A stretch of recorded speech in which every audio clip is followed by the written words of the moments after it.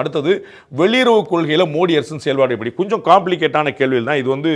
கிராமங்கள்லாம் நம்ம போய் கீழ்பெண்ணாத்தூரில் போய் கேட்குறீங்களே, உங்களுக்கு வெளியுறவு கொள்கை பற்றி அவங்களுக்கு தெரியுமானா நம்ம அதையுமே நம்ம தெரிஞ்சுக்கிறதுக்கான ஒரு பல்ஸ் பார்க்குறோம். எல்லாருமே பதில் சொன்னாங்க பார்த்து இந்த மூணாவது பாயிண்ட் வரும் இல்லையா, நம்ம சொன்னோம்ல அவங்களுக்கு பரவாயில்லை சுமார் அப்படிங்கிறது, அந்த இதில் கருத்து சொல்ல விருப்பம்லாம் இருக்காங்கிறது மனசு வச்சுக்கணும். ஸோ இது இந்த மாதிரியான ஆபரேஷன் சிந்தூர் பற்றி அடுத்த கேள்வி வைக்க போகிறோம். அப்போ ஒவ்வொரு கேள்விகளுமே அவங்களுக்கு எப்படி பார்வை இருக்குது, மத்திய பாஜக அரசு நல்லா இருக்கா நல்லா இல்லையாங்கிறது மோடியை வச்சு சொல்கிறேன், தமிழக அரசின் செயல்பாடு எப்படி இருக்குது அப்படிங்கிறது ஸ்டாலின் வச்சு சொல்கிறேன் அப்படிங்கிற மட்டும் இல்லாமல் உள்ளே போய் இடி ஐடி ரைடி எப்படி இருக்குது, வெளியுறவு கொள்கை எப்படி இருக்குது, ஆபரேஷன் கொஞ்சம் டீட்டெயிலிங்காக உள்ள டீகோட் பண்ண பார்க்குறோம்.